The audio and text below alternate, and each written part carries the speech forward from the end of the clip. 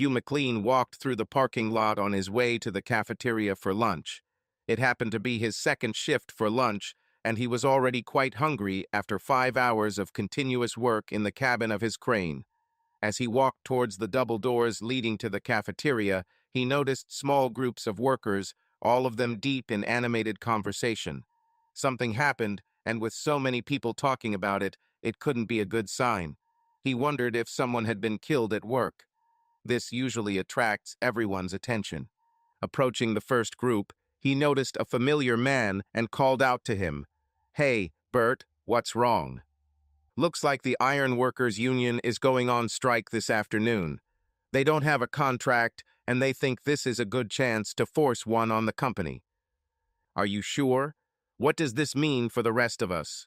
I know the Gear Operators Union won't let me cross the picket line, and I wouldn't want to either." Hugh was a little worried as there were only 3 days left before the work was completed. He was ready to go home after being away for 3 weeks due to this renovation.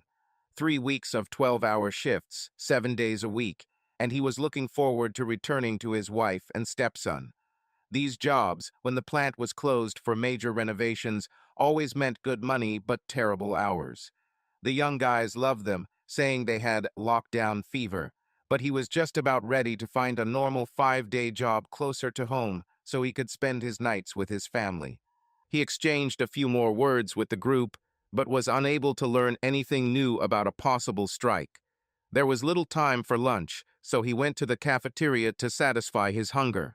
While he was eating, he saw several pickup trucks pull up and a group of supervisors in white hard hats began addressing the workers in the parking lot. When he finished eating, Hugh came out with a styrofoam cup of coffee, just in time to hear the chief superintendent say to check the lists that were taped to the cafeteria wall, and that if your name wasn't on it, you were fired with 1 day's pay in lieu of proper notice. A strike would indeed occur, and although they believed it would only take a day or two, they decided to let some of the workers go since a full crew was not needed to complete the work. Hugh turned to see a dozen sheets of paper being taped to the wall, and found himself in a good position to be among the first to check them. All the lists were in alphabetical order, and it didn't take him long to see that his name wasn't there. He was glad of this, since it meant that he could leave for home this afternoon and get there before midnight if he was lucky with the traffic. It only took him a couple of hours to check out at the billing office and return to his rented room to pack. After quickly packing clean and dirty clothes into suitcases, he grabbed a photo frame from his bedside table. He always took it with him on the road and put it where he could see it. It was a photo taken 4 years ago on his and ex-Donna Charles' wedding day. They had a simple ceremony at the Justice of the Peace with only his sister and Donna's mother with them. Of course, her son Bobby was there, but he was only 2 years old at the time.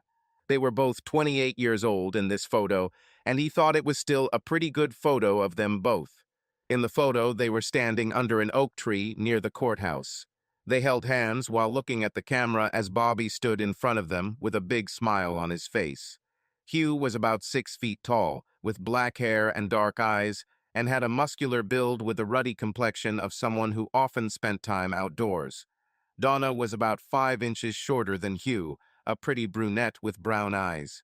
She kept her hair relatively short, which suited her features well.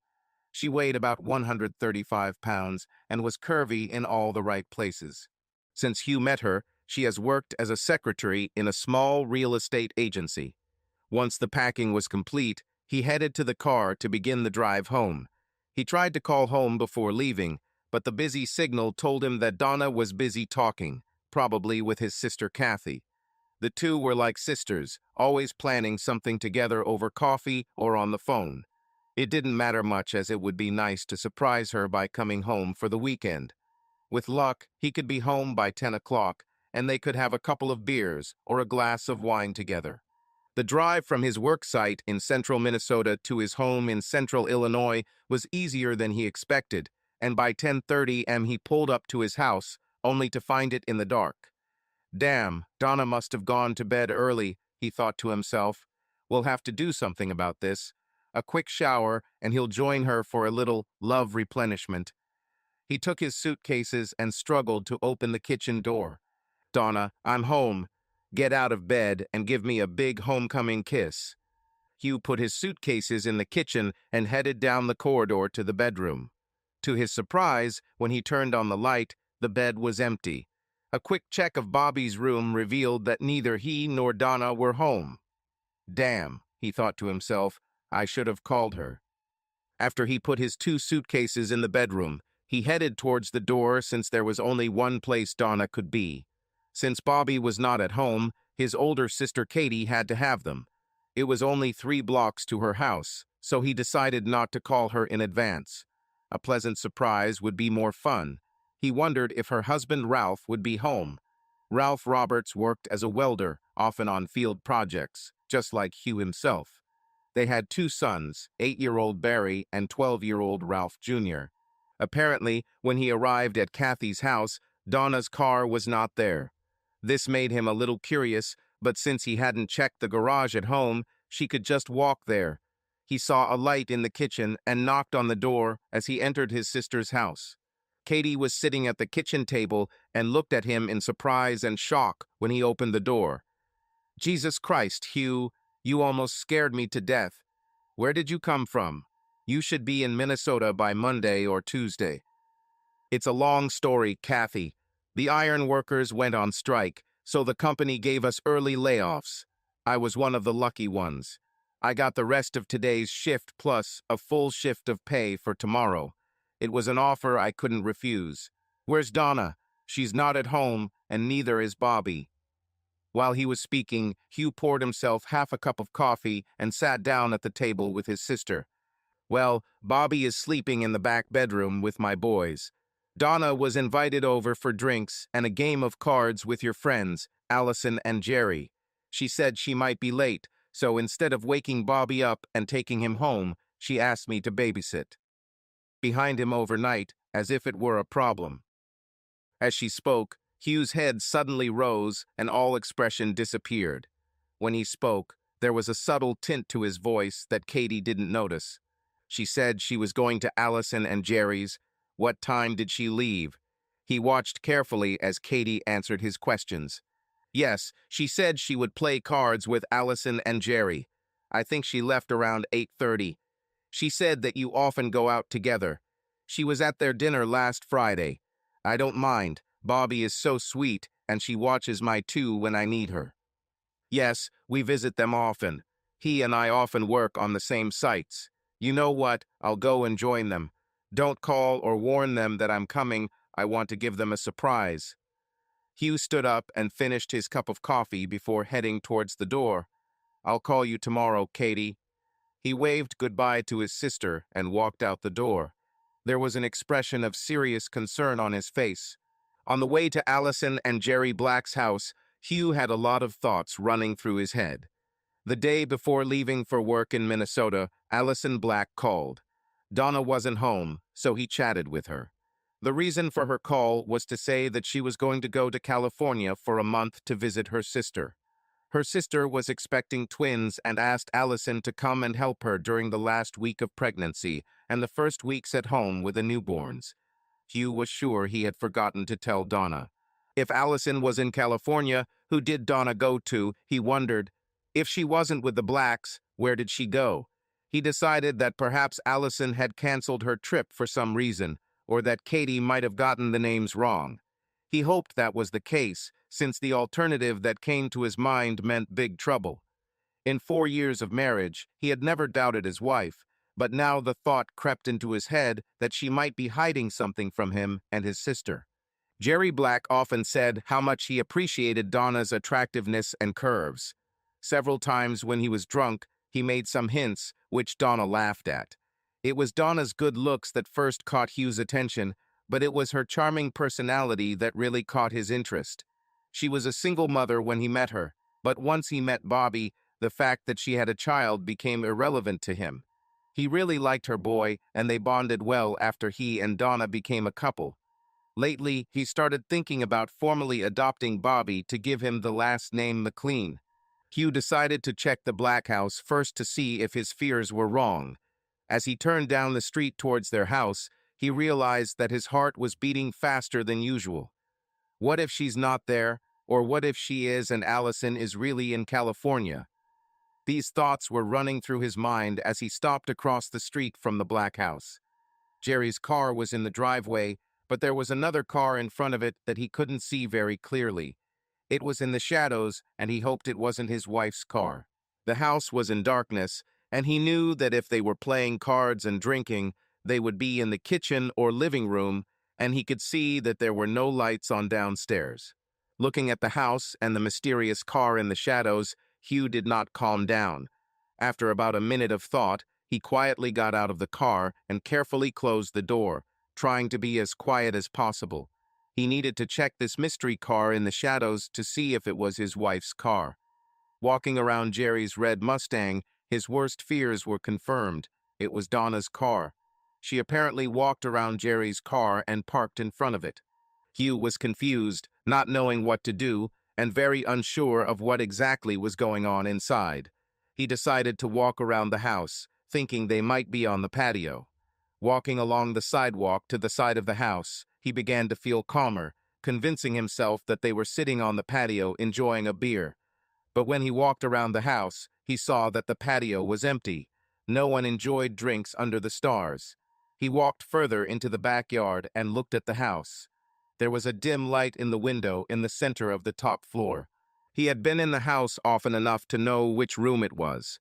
A surge of anger overtook him, and he quickly returned to the car, where he opened the trunk and took the hammer that was kept there. He swung the hammer in his hand as he walked resolutely back towards the house. It was only as he approached the side door that he slowed down and began to organize his thoughts. His initial solution was to use a spare key, which he knew was under the doormat. He could already imagine their stunned faces as he walked into the dimly lit master bedroom, swinging a hammer, intent on beating them to a pulp. Visions of the consequences came to him in time, and he realized that he could not do this to another person, regardless of the motive. He would have had to commit suicide, as he could not imagine living with the reality of what he intended to do. He stood at the back door, swinging the hammer with light blows to his palm, wondering what he should do. Finally, he stepped away from the door and headed towards his wife's car. Donna had a bad habit of leaving her keys in the cup holder when she parked her car. He always told her it was an open invitation for someone to steal a car with the door unlocked and the keys in plain sight. He quietly opened the door, grabbed the keys, and left the hammer on the driver's seat. He then quietly closed the door, returned to his car, and drove away, heading back to the house he and Donna shared. It was only a few blocks away, and as soon as he turned into the driveway, the full realization of what had happened hit him. The exhaustion from a long day of work and travel, coupled with the realization that the woman he had fallen in love with was now in his former friend's bed, brought tears to his eyes. For the next 10 minutes, which felt like an hour, the tears flowed continuously as he grieved for what he had lost. Eventually, the grief began to give way to anger, a controlled anger that made him think of a plan, a way to maintain his pride and punish his unfaithful wife. Once the plan was formed, he regained control of his emotions, and after 15 minutes, he got out of the car and walked towards the house with a determined look on his face. The first step was to empty 2 suitcases and take the dirty laundry to the laundromat. Dirty items can be washed while he completes his tasks. The empty suitcases now lay on the bed, and he began to carefully fill them with clothes from the closet and dresser drawers. When the 2 suitcases were completely full and could not hold anything else, he carried them to the car. He knew there were boxes in the basement closet, so he went down and grabbed a few, carefully dumping their original contents into piles on the basement floor. Donna could buy a replacement and clean up the mess later. He walked slowly through the house, collecting his things. The house and furniture belonged to Donna. She was already living there when he met her, so there was no need to worry about dividing the property. Hugh knew that he had not brought many things into the house, although there were several items that he considered his own. There was a laptop that he bought to replace his old computer system. He will leave the old system for Donna and Bobby. They had 2 DVD players, so he carefully unplugged the one connected to the TV in the basement and packed it, and that TV into the car. By 3 a.m. his car was full, and he went looking for a hotel room for the weekend. He found a clear place about 3 miles from former home and unloaded the first batch from the car into the room. An hour later, he returned home, loading up more of what he considered his share of the common property. He included a box with dishes and cutlery, another with linens, and a third for the books, CDs, DVDs, and videotapes he considered his own. During all this packing, his work clothes were washed and dried and added to the machine. He had spent the last hour packing his tools from the basement and garage into the trunk of his car. By 6:30, he was done and walked slowly around the house to make sure he hadn't missed anything. The last item he found was a recent photograph of Bobby, and he put it in his pocket. His last act was sitting at the kitchen table and writing a short letter, which he put in an envelope. This envelope sat in the middle of the kitchen table, weighed down by Donna's set of keys. He left the door unlocked when he left. Half an hour later, his remaining belongings were in the motel room. He spent the next 10 minutes in a hot shower, washing away the day's sweat and returning tears when he realized it was over. After he climbed into bed naked, he fell asleep almost immediately, the exhaustion from the long day, stress, and emotions finally catching up with him. Donna McLean hurried down the sidewalk to the back door, frustrated that it was already 8:30 and she wanted to be home before 8 so no one would notice her return. Some fool stole her car keys, so she quickly went home to get a spare set. Jerry offered to drive her, but she was angry with him and also worried what the neighbors would think if a strange man picked her up in the morning. It was safer for her to walk home alone. Her biggest concern was that the spare house key wouldn't be in its place at the bottom of her clothespin bag. Approaching the back door, she turned the knob out of habit and was surprised that the door opened. She silently cursed herself for forgetting to lock it and hurried inside, placing her purse on the table. If she remembered correctly, the spare car keys should have been in the drawer under the phone. Walking to the phone, she looked at the table and realized that something was wrong there. She stopped and took a closer look, realizing that her missing keys were lying in the middle of the kitchen table. "How did they get here?" She said it out loud without even realizing it because she was so shocked to see her set of keys on the table. She reached for her keys and noticed an envelope underneath. The expression of curiosity quickly turned to worry as she looked around to make sure there was no one else in the room. With trembling hands, she lifted the envelope and pulled out a letter. While she was doing this, something fell out of the envelope and rolled across the kitchen floor. She thought she saw something under the edge of the table in the place where the object disappeared from her field of vision. Donna unfolded the letter and read it twice before she fully realized what it said. When this happened, she collapsed on the kitchen chair, burying her face in her hands, her body racked with sobs. She began to repeat over and over again, "Lord, no, God, no." This became her mantra as she sat in her chair, rocking back and forth.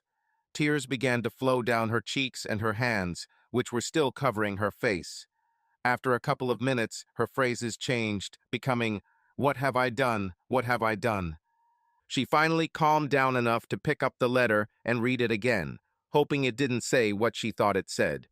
This time she read it carefully.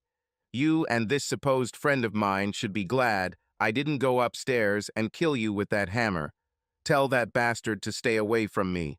If he ever shows up at the workplace where I work, he may not survive. I took my things and I'm not coming back. If I left something behind, you can do what you want with it. You'll have to explain to Bobby why I'm gone."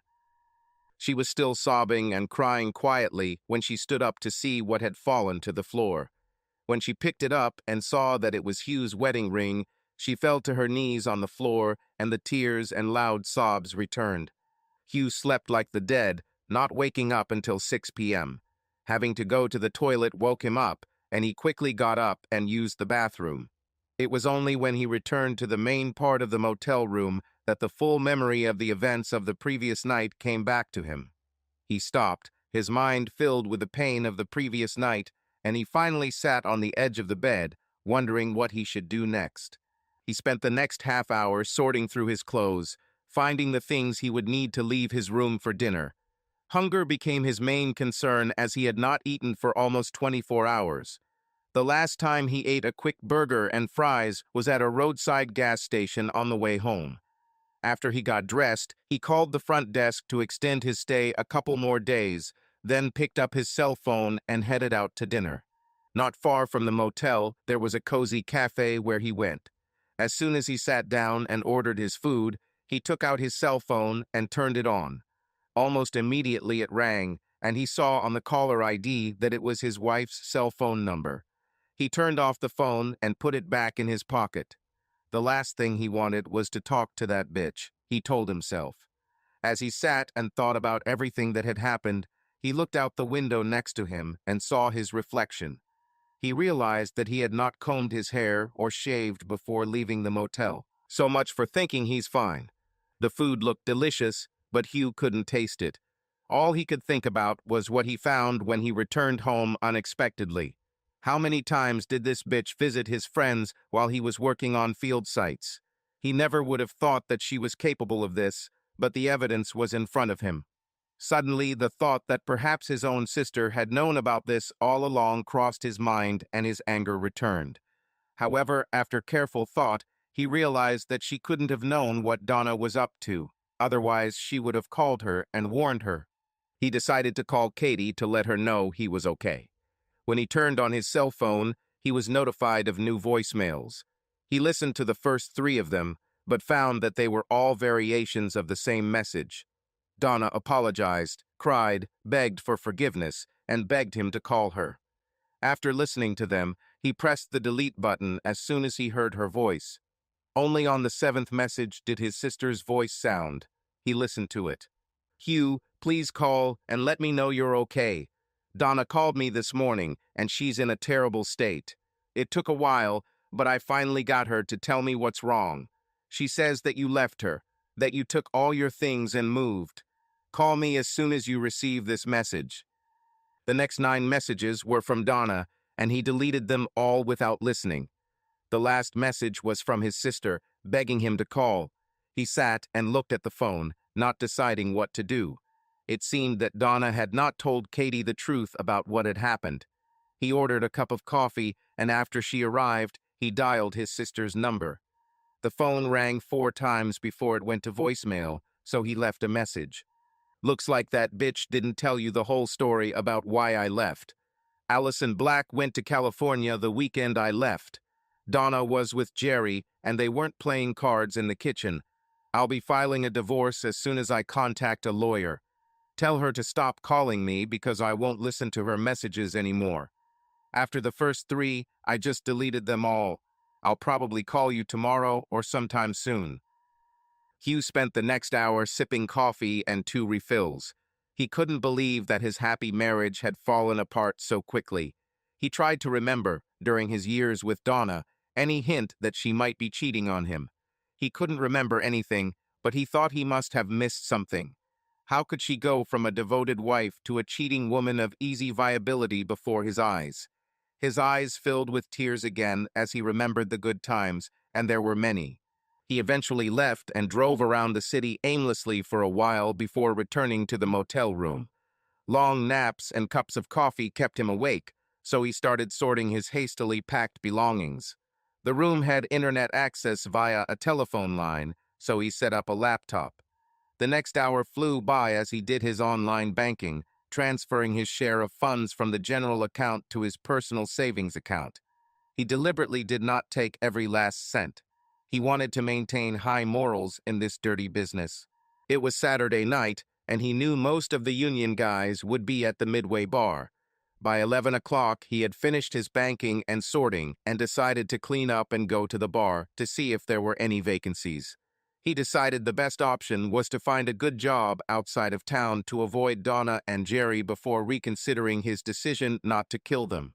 He was starting to have serious anger issues, and staying in this town didn't seem like a good idea.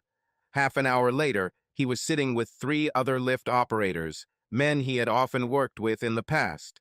He quickly discovered that the best job available at the moment was in Alaska, building a large pumping station for the northern oil fields. The job required 6-week shifts with 2 weeks off. There were openings for crane operators, as few men wanted to work in such positions requiring so much time away from home. He thought to himself, "This sounds perfect. I can get away from this bitch and make enough money to get my own place. After 2 beers with the guys, he excused himself and headed back to the motel with a new plan in mind. By Wednesday, he had achieved a lot. He hired a lawyer to begin the divorce process, citing irreconcilable differences, and left him with a list of what he took and what he left, along with his email address. The union office agreed to work on the project in Alaska, and he signed all the documents, committing to work at least 6 weeks in the northern fields. He found a company to store his modest belongings while he was away. Over the past few days, he had deleted another 24 voicemails from Donna. He didn't listen to any of them. One call he made to his sister was routed to voicemail again, so he simply said he'd be in touch and then turned off his cell phone service. At 11 a.m. Wednesday morning, he boarded the first flight of a complex series of connections that would take him to his work site in the northern fields by Thursday evening. He felt only relief as his plane pulled away from the landing tunnel. His car was in long-term parking, his luggage was in the overhead compartment of the plane, his laptop was in the overhead compartment, and he began to put more distance between himself and the source of the pain in his heart.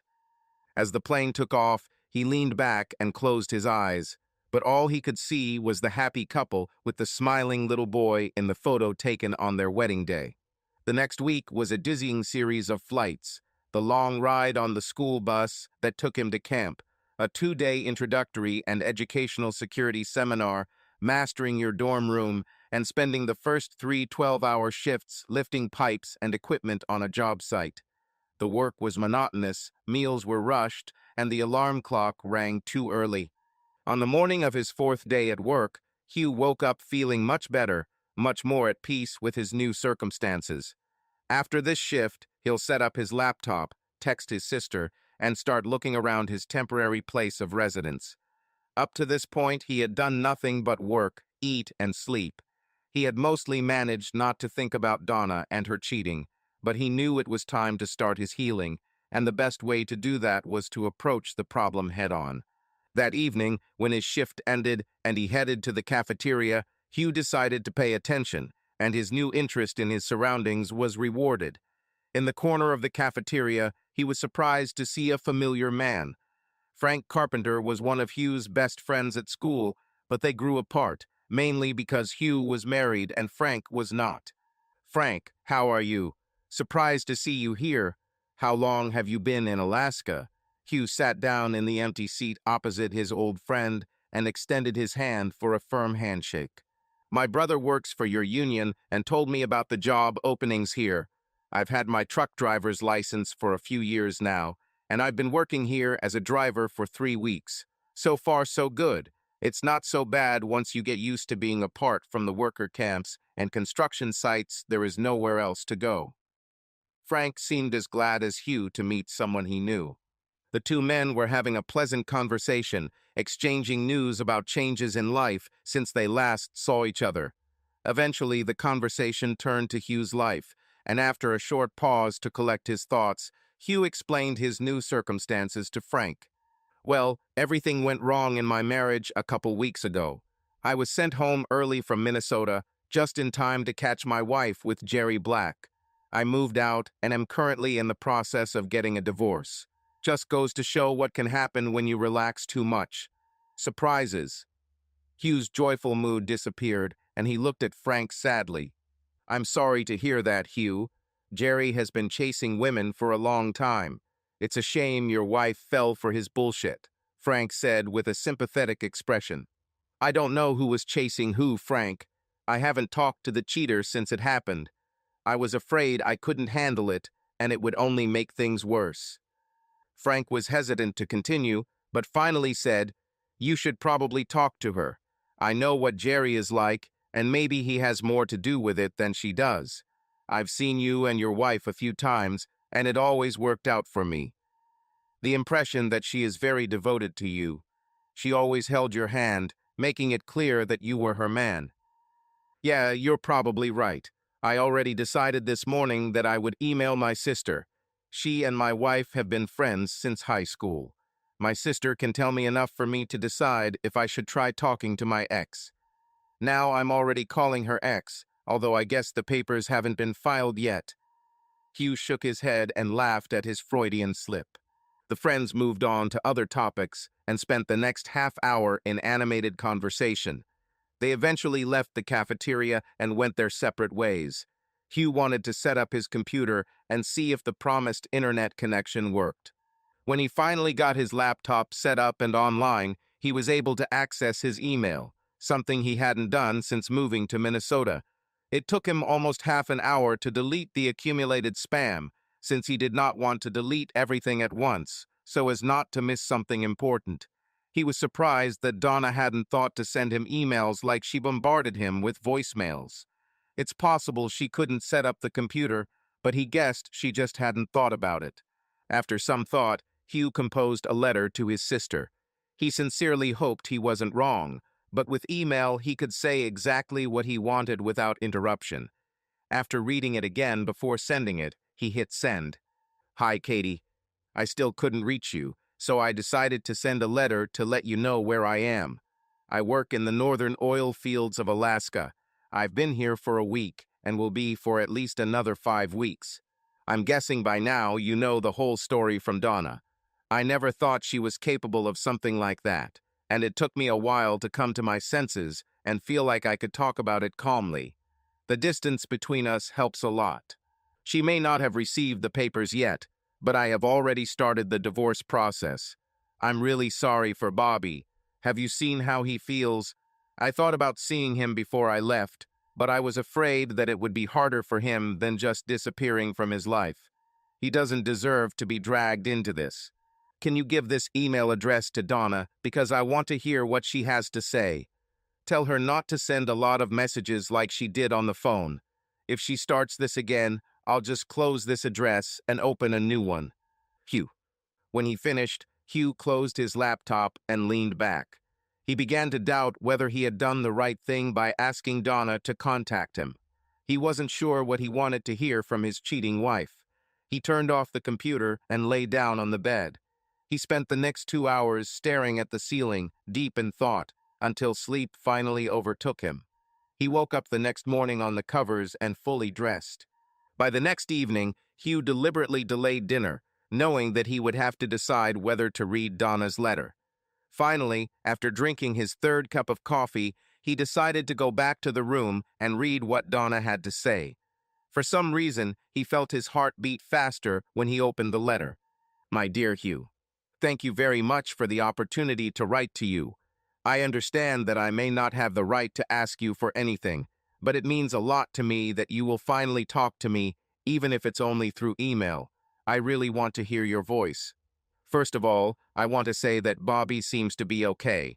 My mom took him in for a few days while Katie was busy helping me. The rest of the time he was either with me at home or with your sister and her family. I told him that I did something bad and that you were angry with me. I think he understands this. He often asks about you, and I know that he is very sad that you are gone. I am very ashamed that I betrayed your trust. It's not something I've done before, and I'll never do it again if you give me a chance to prove it. Please know that I truly and truly love you. I don't know what to say about what happened to Jerry Black. I don't know how much you want to know. I'll give you a brief explanation, but if you want me to tell you more, just ask. I will do everything you want. I visited his house twice. The second time was the night you found me there, and the first time was the previous Friday. That first Friday afternoon, he called me after lunch and suggested we come over for a barbecue since you and Allison were out. I didn't see a problem in this and agreed. After the burgers, we drank a few glasses of wine, and it had a big effect on me. We started kissing on the couch. I knew it was wrong, but I didn't think it would go this far. I stayed the night on his couch. Somehow he convinced me that sex is not real sex. That's all that happened the first time. The second time, I should have known better when he offered me a drink.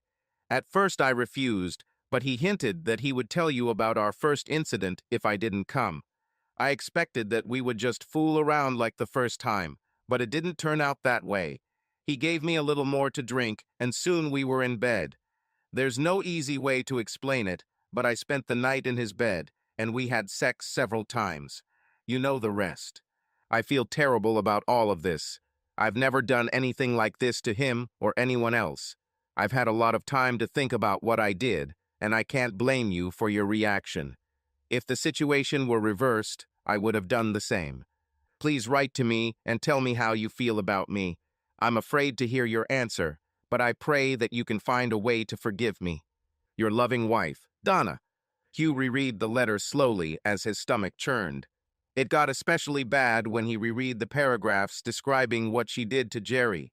Seeing her confirm what he believed shocked him. He realized that deep down he was hoping to hear that it was his mistake. Knowing it wasn't a mistake made him start to struggle with his feelings again. He turned off the computer and lay down on the bed. He spent the next 2 hours staring at the ceiling, lost in thought, until sleep finally overtook him. He woke up the next morning on the covers and fully dressed. By the evening of the next day, Hugh was ready to make a decision. Without hesitation, he turned on his laptop and started writing. Dear Donna, I'm really glad to know that Bobby is okay. I'm not sure if I should tell him that we're communicating. If you think it won't be a problem, tell him I think about him often. I'll be here for at least another month. After that, I have the opportunity to extend the contract for 2 weeks. I have not yet decided what I will do after the end of the first term. Everything will depend on where we end up. The only way I can see for us to get over this is if you fully describe everything that was said and done while you were with Jerry. If you can do this, I can better judge what I can forgive and whether I can ever forget it. I'm not going to make you any promises, but I must say that any further betrayal will be the end for us. The only way I can get through this is if I feel like I can ever regain my trust in you. That's probably more important than whether I can forgive and forget. Take your time with your answer to make sure you have covered everything. Please send a copy of your letter to Kathy. Hugh. Before sending the letter, Hugh CC'd Kathy. He felt great relief that it was now done. For the past couple of weeks, he seriously doubted that he would ever communicate with Donna again. If he can get past this first step, perhaps they have a chance to resolve their serious differences. With the weight off his shoulders, Hugh decided to go down to the cafeteria for a cup of coffee and maybe a piece of pie if it looked good. He was surprised that the cafeteria was still quite busy, with over 50 workers. Grabbing his coffee and a slice of apple pie, he headed to the nearest empty table and sat down across from a couple of workers who were already there. He was almost finished with the pie when he noticed that the worker across from him was a woman, a rather attractive woman with short black hair and very dark eyes. At first he thought she might be indigenous, but then realized that her skin was quite fair. You seem to really like this pie, she said.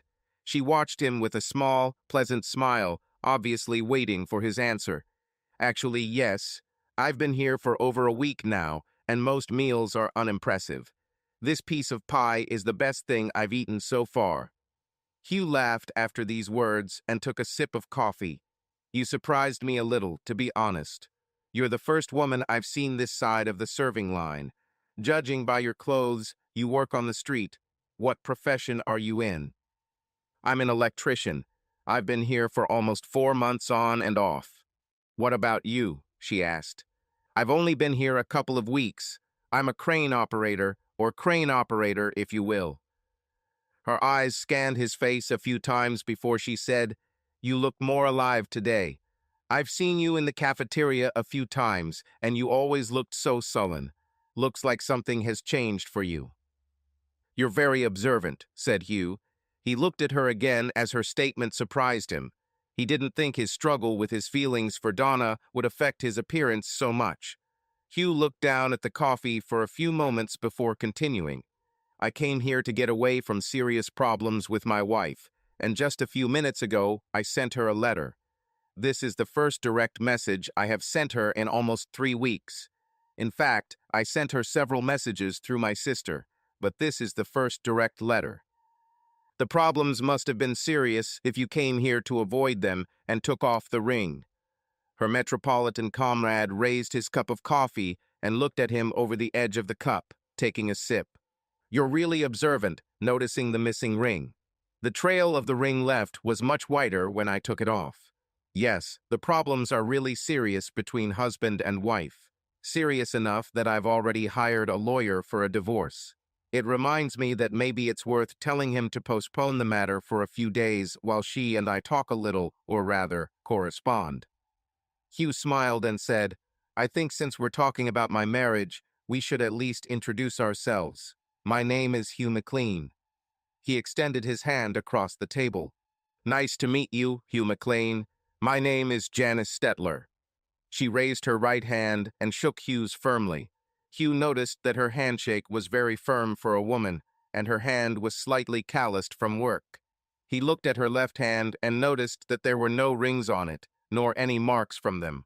As she returned her hand to its previous position next to the coffee cup, a large man stood up from the table about 10 feet away and walked over to their table. Is everything okay, Janice? He asked with a questioning expression on his face. Oh, yes, Billy. This is Hugh McLean. We're just having a nice chat. Thanks for asking. She smiled at Billy before answering. When she finished speaking, he waved his hand at her and returned to his seat. What was it? Hugh hesitated before asking. He had a questioning expression on his face as he was puzzled by this brief exchange. Oh, Billy's in my crew. They're really keeping an eye on me, as there are a few disreputable men here. I had a serious problem with one of them in the first week, and the rest of my crew have been keeping an eye on me ever since. She was very serious, and her voice lowered. If it weren't for Billy and one of the other guys, I would probably be susceptible to a sex crime. Now, when any of the men here talk to me, they usually check to see if I'm getting unwanted attention. It's good to know they have your back. I hadn't thought about the problems a woman might face in this workplace. Are you alone here, or is there someone else I just didn't notice? There are a few more, I'm not sure how many. We have a separate block in the dorm from you men. A few of them are truck drivers, and there's another female electrician, but she's not on my shift or on my crew. Hugh and Janice continued talking for some time, but did not return to the state of his marriage or what had led to his new interest in life. After about 10 minutes, Janice stood up to go back to her dorm room. Hugh followed her a little later as he wanted to get some sleep. Tomorrow was another long day in a series of long days for him. As he fell asleep, he thought it was nice to find such an attractive new girlfriend. Perhaps she could give him an objective female perspective on things. The next day passed rather quickly for Hugh, and he received no messages from either Donna or Katie. He emailed his lawyer asking him to put the divorce process on hold. That evening, he came down a little later than usual for dinner, hoping to run into Janice again. He decided to ask her for advice, if she didn't mind. Hugh discovered that she was sitting at the same table as the previous evening, talking with his friend Billy. After he picked up his food, he asked if he could join them, and both insisted that he sit at their table. When their meal was finished, Billy excused himself, saying he had laundry to do. Janice quickly told him that she was fine and would see him at work tomorrow. I'm in a quandary, Janice. I'm hoping I can get some female advice on my wife's situation. The only other person I can turn to is my sister, and she's a very good friend of my wife. Is it possible to discuss this with you? A few things. Hugh sat quietly while Janice considered her answer. I'm not sure I can offer qualified advice. I've never been in a situation as serious as yours. I was married, but my husband died in a hit and run just over 2 years ago. However, if you think I can help, ask your questions. I'm really sorry that your husband died, especially in this way. It must have been hard. I didn't know you were married. Maybe we should just forget about it. Maybe it's a bad idea on my part. No, go ahead. I just wanted to warn you that you won't get an expert opinion. Janice laughed and took another sip of her coffee. Okay, Hugh replied quietly. I'll try to keep this short and to the point.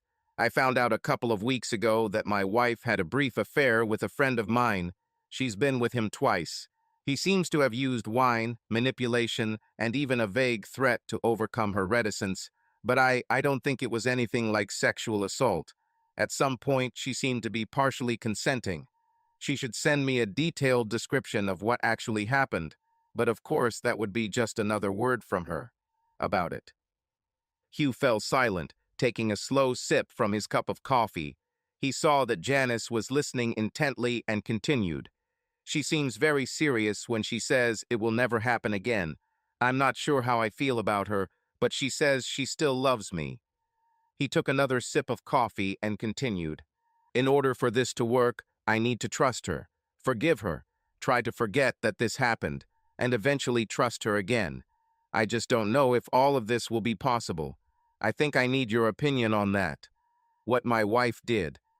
Hugh laughed and said, I won't necessarily agree, and I certainly won't blame you if it turns out to be wrong. I'm just desperate for a second opinion. Wow, that's hard. I was hoping I could put myself in her shoes, but from what you said, it's going to be hard to do. I just can't imagine being alone with my husband's friend, drinking and doing something sexy. It's not me, I'm afraid. But she seems to be very remorseful. Janice looked up at the ceiling, lost in thought, and after a few moments she continued. I would suggest going slowly and carefully and maybe finding a way to verify her story. How about contacting your ex-boyfriend that she was with? If you can verify some of her statements or make sure she's telling the truth now, that might help you make a decision. Besides that, I think it all depends on your feelings towards her. If you can overcome the facts of this situation, maybe time will solve the rest of the problems. Hugh thought about her words for a few minutes before answering. You know, it seems like you've helped me. I think I'll really go slow and careful. I have no desire to contact my ex-friend about this matter, and I'm not sure I'd believe anything he'd say. I don't have a simple way to check what she is saying now, but maybe something will become clearer. Thank you for at least thinking about my problem and giving advice. I will think about it until I receive the next letter from her. Maybe it's time to change the subject. Tell me something about yourself. Janice was a little embarrassed when Hugh asked her to tell her about herself. Well, there's not much to tell. I'm 30 years old, a widow, as I said, and an electrician. When I'm not at work like this, I live in Seattle. This is my last trip here. I graduate in 2 days, and I should have enough money to get my own place. My husband left me with a lot of debt, not on purpose, of course, and I finally got out of it a few months ago. During my last break at home, I was able to find a job in the maintenance department of a power plant. So after this, I won't have to come back here again. She smiled as she finished speaking and drank some more coffee. Damn, I didn't know you were leaving so soon. I enjoyed your company and our conversations, and maybe I would have had a few more questions for you. Hugh smiled and shrugged. I'll have to deal with it myself, I guess. Honestly, it will be my decision in the end. Maybe by asking you for advice, I'm just postponing the inevitable. The two chatted for a while longer before deciding it was time to call it a night. They agreed to meet the next evening for a cup of farewell coffee. That night, as Hugh fell asleep, he thought about his conversation with Janice and his memories of life with Donna and Bobby. The next day after work, there was still no text from Donna or Katie. He knew he couldn't rush things. Now everything depended on Donna. Later in the evening, Hugh went down to the cafeteria and spent a pleasant hour with Janice, most of the time discussing fishing, which they both enjoyed. They agreed to meet the next evening for a cup of farewell coffee. When Hugh checked his email the next evening, he found the 2 messages he had been waiting for. Judging by the dispatch time, he must have almost missed them the night before. He debated which one to open first and finally decided to leave both until later in the evening. He wanted to be in a good mood when he joined Janice and her colleagues for coffee on her last evening in the dorm. After taking a shower and combing his hair, he headed to the cafeteria. Janice was sitting at her usual table, and this time it seemed like her entire team was with her, all intent on making her last night on the job a memorable one. There was a lot of laughter and jokes. When Hugh entered the dining room, Janice immediately called out to him, insisting that he join their group. He grabbed a soft drink and walked over to their table. Welcome, Hugh. I'm glad you were able to join us for our little gathering. These guys have been my team since I got here. Janice went on to introduce everyone to Hugh, explaining that he was probably the only nice guy she had met who wasn't an electrician. This caused a lot of laughter at Hugh's expense. He soon joined the others in their jokes, many of which were directed at Janice. Over the next hour, the team gradually dwindled as men left the meeting. Eventually, only Hugh and Janice were left at the table, and he said, "That was a lot more fun than reading my wife's last letter. It should describe exactly what happened, and I'm not ashamed to admit that I'm not really looking forward to reading it. I hope that when I finish reading it, I won't want to fly back and strangle them both." He laughed, but it was a nervous laugh, since his last statement was very close to what he really thought. "Well, Hugh McLean, I don't think you're the kind of person who would take the law into his own hands. I'm sure they're safe, although obviously you'll have to decide the state of your marriage. I hope everything ends well for you, and whatever happens is something that makes you happy in the end. You seem like the kind of person who deserves a happy ending." She smiled at him and then shook his hand one last time. She stood up, intending to return to her room to begin packing for the morning flight back to civilization. Hugh didn't know what to say, but finally said, "It's very nice to meet you, Janice. It was nice to have a friendly face to turn to. I really enjoyed our conversations, and maybe someday I'll come to your area to find out if the fishing there is really as good as you say." He took her hand in both of his and shook it one last time. When she left, he couldn't help but feel that familiar feeling of loneliness again. He sat at the table for another 15 minutes before he too returned to his room. Sitting at his computer, Hugh decided to read the letter from his sister first, expecting it to be the shorter of the two. He opened the message from Katie and read it slowly. "Dear Hugh, I read Donna's letter and just want to add a couple of things. First of all, when she first told me what happened, she said that Jerry poured her more wine than she now mentions. The other thing I remember is she said before that the second time she was at his house, he had to help her up the stairs to the second floor because she had drunk too much to walk up the steps herself. I seriously think he might have put something in her drinks that made them stronger than usual. I called and asked her why she downplayed these things, and she said she didn't want it to seem like she was blaming Jerry for everything. She wants to accept her share of responsibility for what happened. No matter what you think of her based on what happened, I want you to know that I believe her when she says she loves you and would never do anything like that to hurt you again. Your loving sister, Katie." Hugh sat quietly for a few minutes, thinking about what his sister had said in her message. He also wondered if Jerry had put something in Donna's drinks. This was not beyond the bounds of possibility, and this, of course, would speak in her favor. Either way, he needed to read her message before he could make a decision on the matter. Now that he had no other excuse for not opening Donna's letter, he clicked on it. After a few seconds it opened, filling the screen. He sat looking at it, afraid to start reading the words that he knew would be very unpleasant for him. "My dear Hugh, this is my third attempt to start this letter. I spent hours just staring at that screen, trying to decide what to say. You asked for the whole story, the whole truth, and no matter how difficult it is for me to tell it, I intend to do it. Before you start reading this, I must say that I truly and truly love you. I would give anything now to erase the past and my mistakes. I pray that you decide to give me another chance to be the wife you deserve.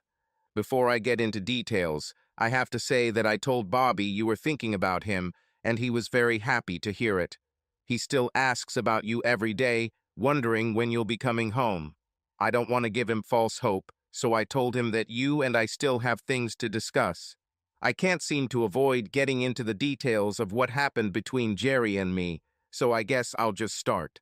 As far as I remember and can reproduce, I am telling you everything as it happened.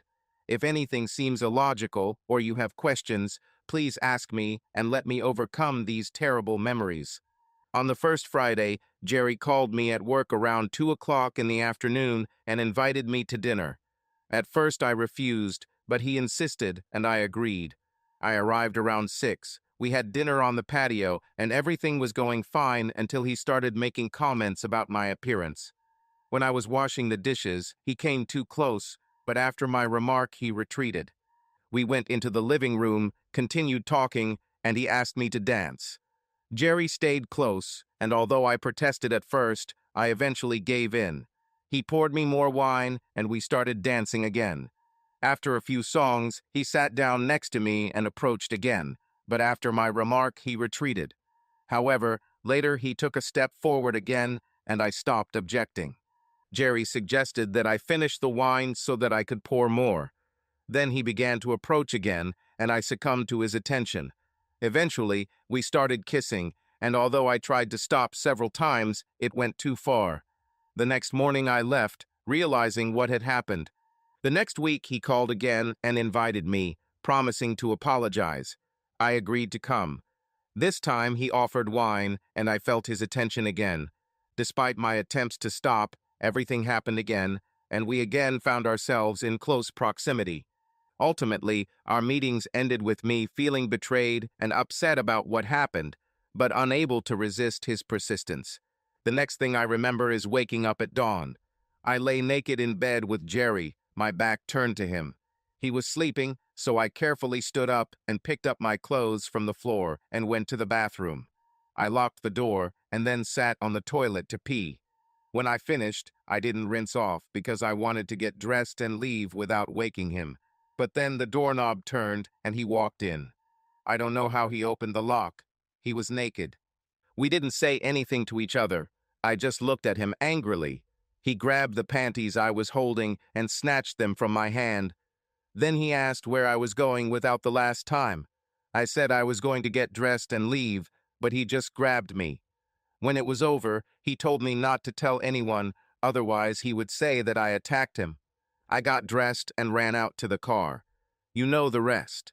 When I came home and saw your note and found your ring, I completely broke down. Katie told you everything, so I won't repeat myself. I just finished reading everything I wrote about what happened those 2 nights, and I really don't know what you'll think about it.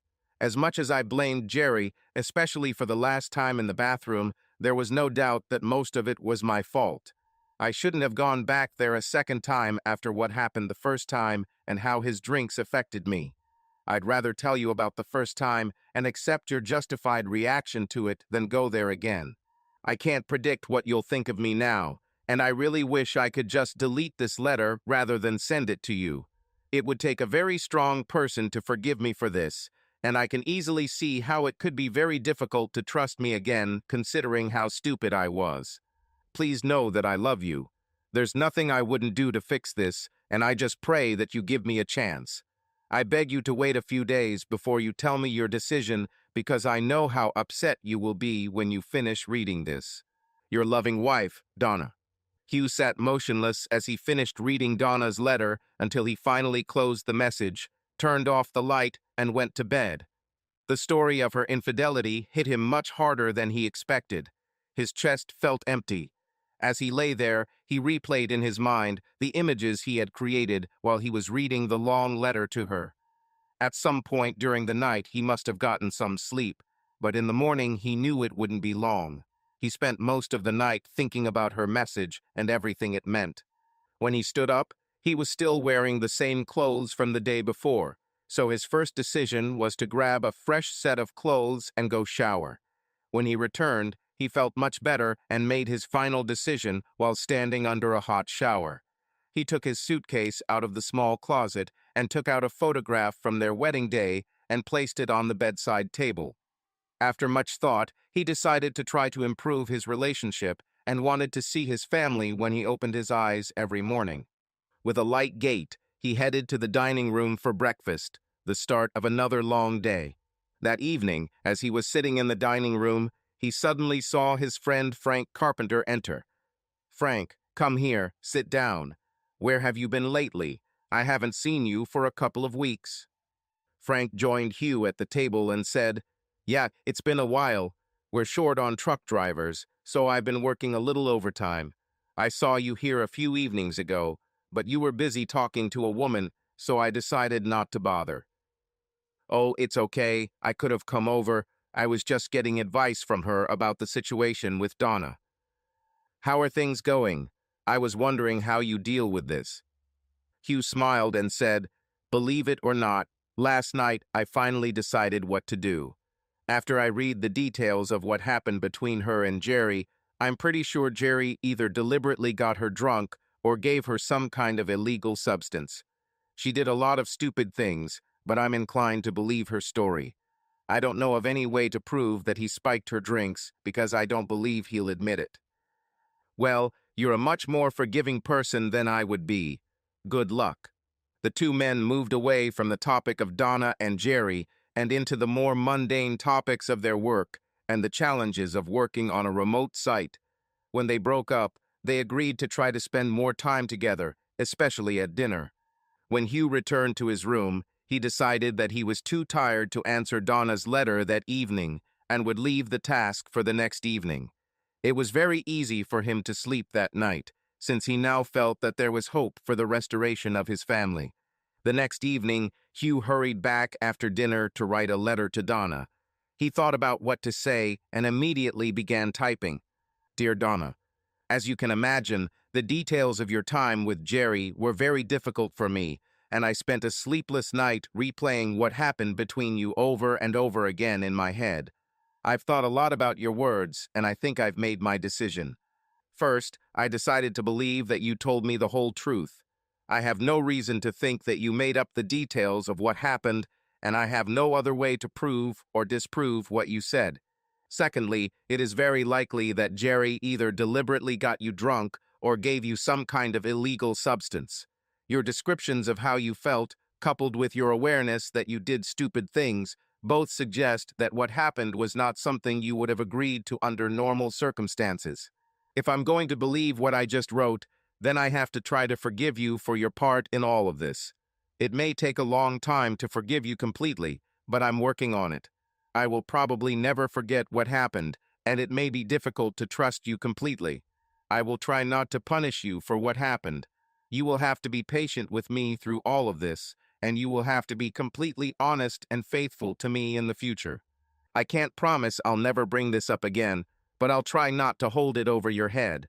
It won't be easy for us to overcome all this, but I'm willing to try. When I get back, we can talk about it before I actually go back into the house. I really want to see you and Bobby, and I'm looking forward to my last day here.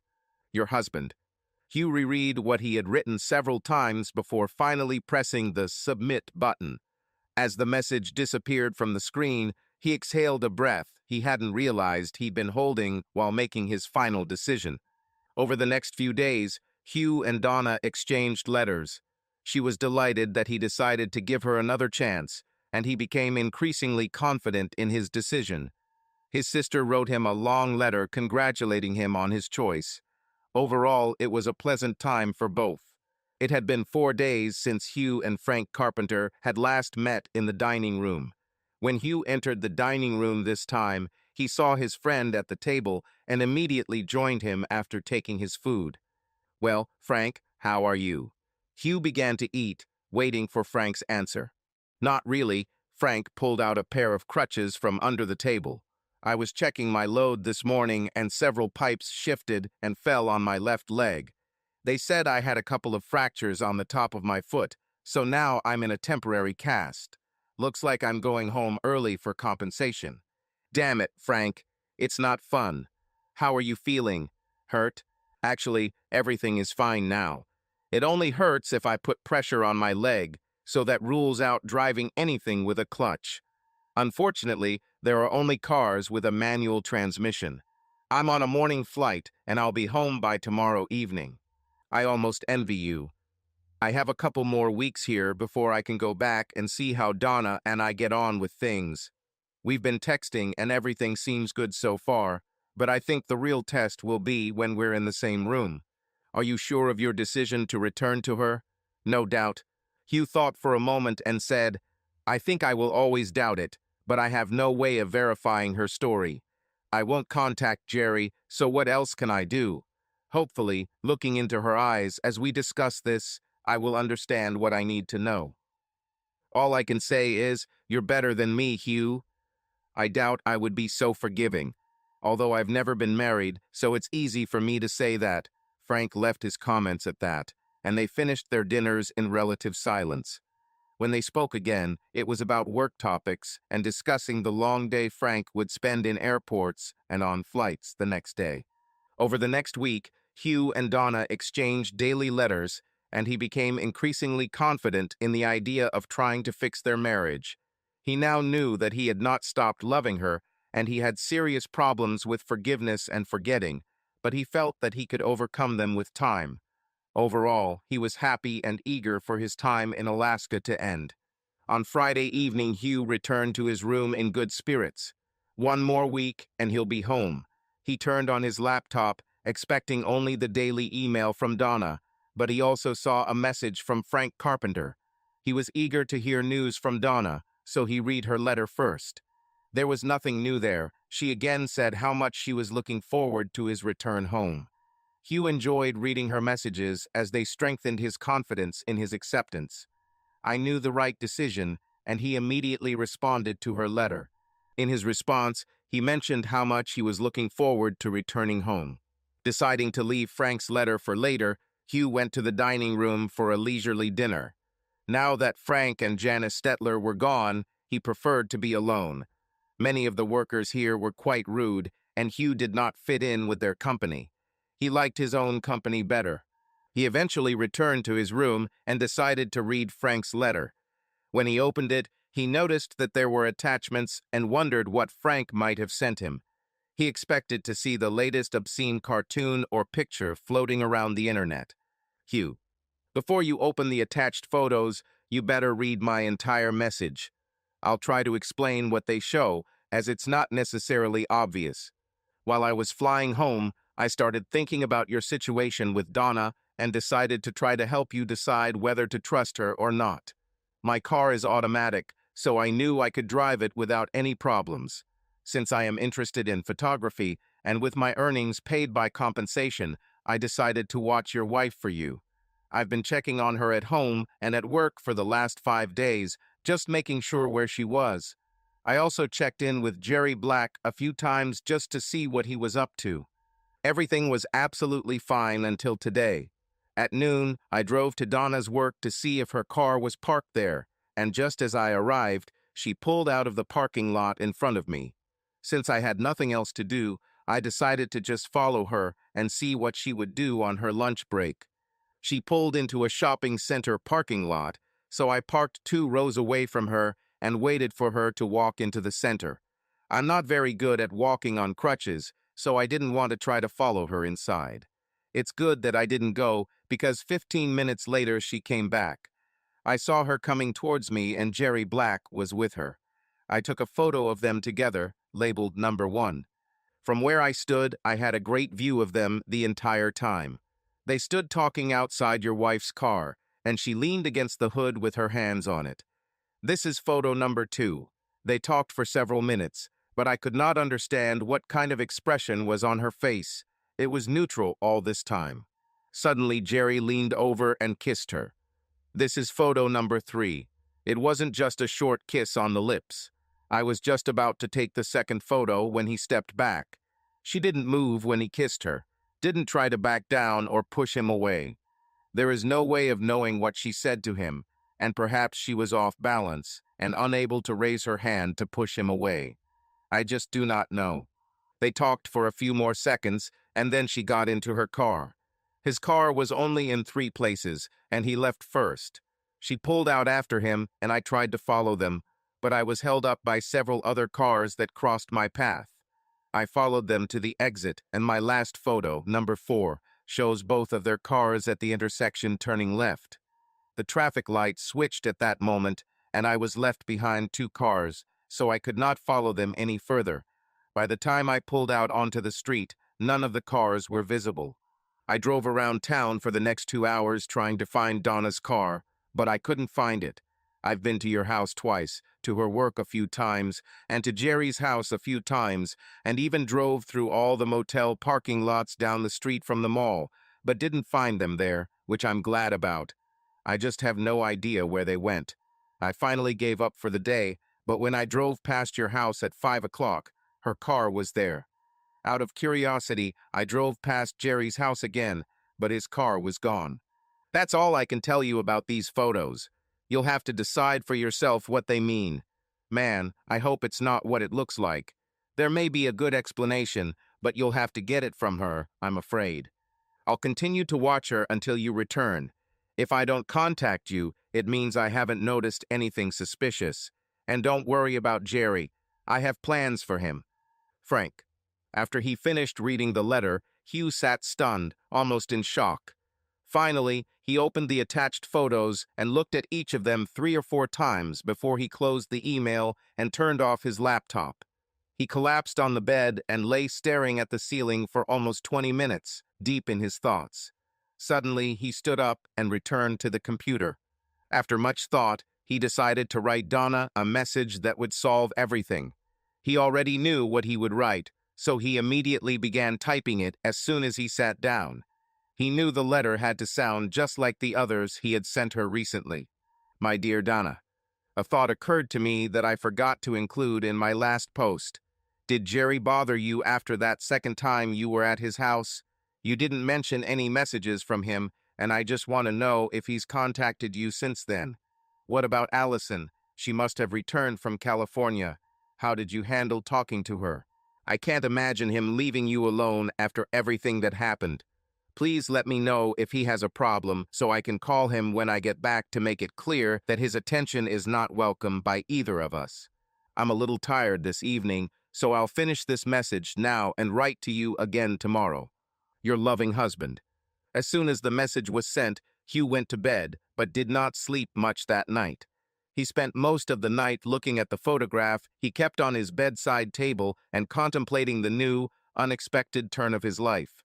He had almost convinced himself that his life and marriage were back to normal, and that confidence was greatly shaken by Frank's message. He had never considered himself a religious person, but he found himself praying that Donna would provide a logical explanation for what happened in the mall parking lot. The next day passed at a slow pace for Hugh. He spent all his free time waiting for a response from Donna, and it bothered him greatly that in the evening, when he returned to his room, he did not find any new messages in his mailbox. On any other day, her message would have been waiting for him. Hugh quickly had dinner, and not finding a new message from Donna, went to bed. He was almost falling asleep when he heard the faint sound of a new email notification. Immediately, he jumped to his feet and headed to the computer, forgetting about sleep. He quickly opened the message from Donna, but not before noting the time. It was 9:30 p.m. in Alaska, which meant she sent the message at 1:30 a.m. He wondered why she was writing so late at night. Has she just returned home?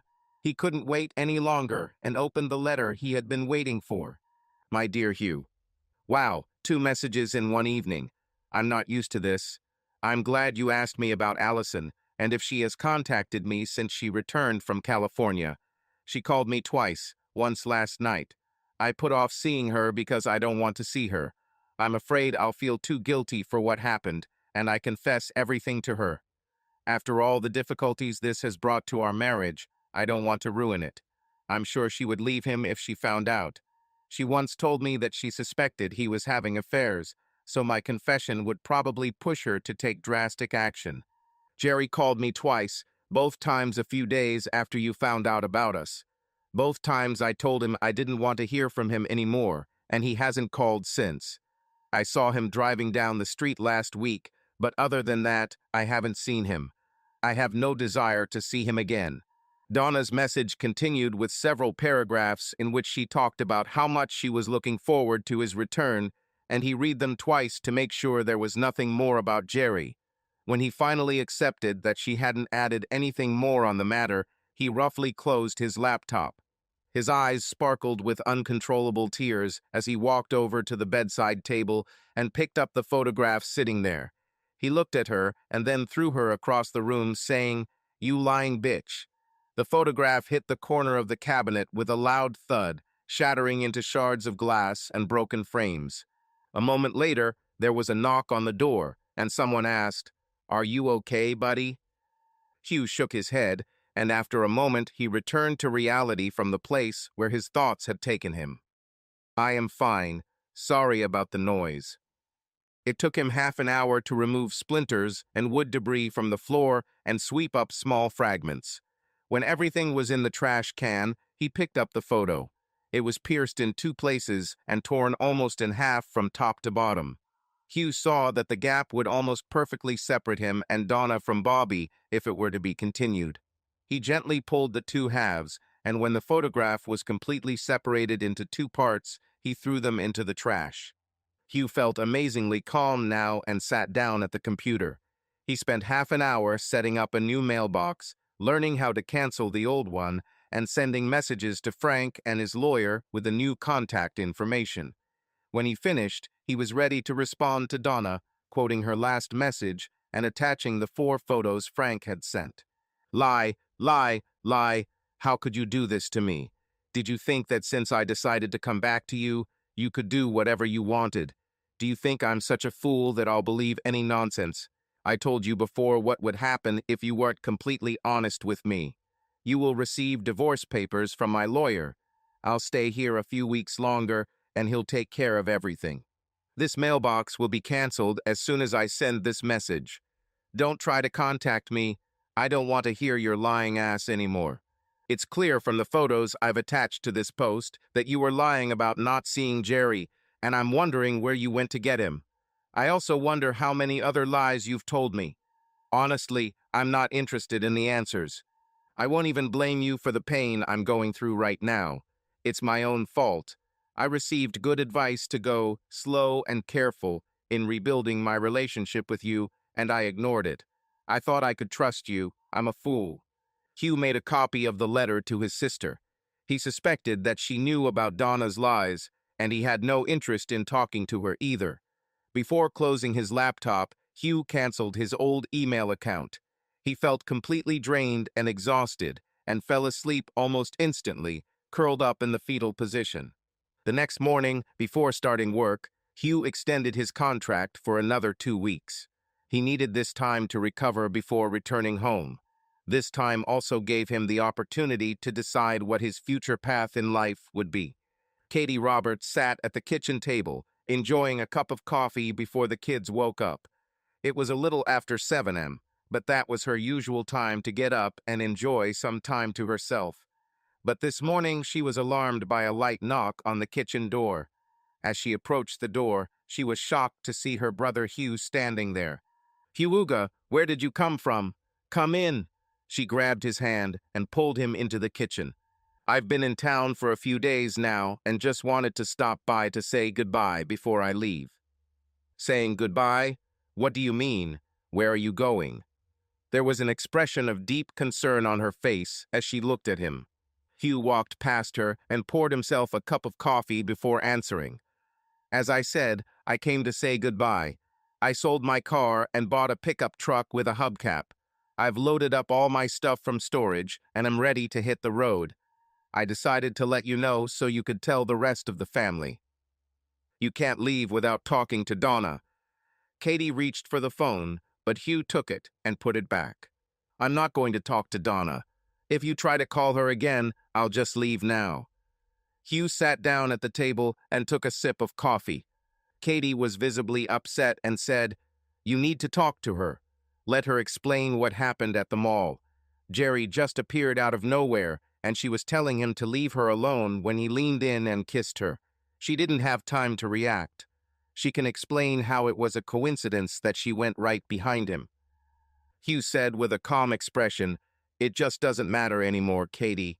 I'm not going to let her hurt me anymore. Honestly, can you tell me how I will ever be able to trust her again? What you said may be true, but if so, why didn't she tell me about it instead of lying?" Tears appeared in Katie's eyes, and she wiped them away before saying, "She was afraid you would misunderstand. It was stupid, but that doesn't mean you should leave her. She is devastated and realizes that she was very wrong again. She tried to send you letters, but they just bounced back. She even got a phone number for you, but she was only allowed to leave messages. I know she left messages. They were all given to me, but I threw them away.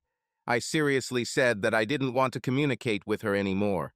My lawyer said that she has already received the divorce papers, but has not yet sent a signed copy back. I signed everything I needed while I was here this week. It's just a formality now. They don't need her signature. I'll just have to wait a little longer to be free of her." Tears appeared in Katie's eyes again, and she wiped them away before saying, "She tore them off. She doesn't want a divorce, she just wants you back. I really want you to go and talk to her. I'm sure you'll see how much she cares and how much this has affected her. That's not going to happen, Katie. Now she can really go after Jerry if she can handle Allison. It suits me. I don't really care anymore. Hugh took another sip of coffee, maintaining his calm expression. You don't know, right? Someone called Allison and told her about Jerry and Donna. She confronted Donna and Donna told her what happened. Allison threw a cup at her. After that, Allison packed her things and moved to California to live with her sister. Katie looked at Hugh with a question in her eyes and continued, You probably don't know about Jerry either, do you? About 2 weeks ago, he was severely beaten. My neighbor works at the hospital, and she said he was in intensive care. 2 men attacked him. You didn't organize this, did you? Hugh chuckled to himself when Katie asked if he was involved. No, I have nothing to do with this. If I knew who did this, I would buy them a beer or several beers. It couldn't have happened to a more deserving guy. Katie sat in silence for a few minutes, thinking of a way to get high to talk to Donna. Finally, she said, Would you talk to Donna if I called her and gave you the phone? Would you do this for me, please? I really can't talk to her, Katie. I'm not going to change my mind about divorce. The more I thought about Jerry's situation, the more I realized that it wasn't just stupidity on her part. I believe that somewhere deep inside she wanted to go for it. If I agreed to talk to her, it would only give her false hope, and it would not be fair for her or Bobby. I am confident in my decision. Tears appeared in Katie's eyes again, and she said, I guess I can understand that. Where will you go? Do you have any plans? Hugh finished his coffee, stood up and walked towards the door, ready to leave. I'll try to live in the Northwest. I know someone in Seattle, so I'm heading there now. If everything works out in Seattle, I'll stay there. If not, who knows? I just know I can't stay here anymore. I'll send you an email once I've settled in and activated my phone. I have enough money left from Alaska to last me a while. The union gave me a transfer sheet, so I have to get settled with the local construction department. Katie hugged her brother tightly before they said goodbye, and he left. Watching him drive away, tears began to roll down her cheeks again, and she wiped them away, closing the door and heading to the phone. Subscribe to our channel so that your love doesn't cheat on you, and go ahead and listen to the next story, because this story is nothing compared to the next one. If you're under 18, don't even think. Click to the next one. Click to the next one. Click to the next one. Click to the next one.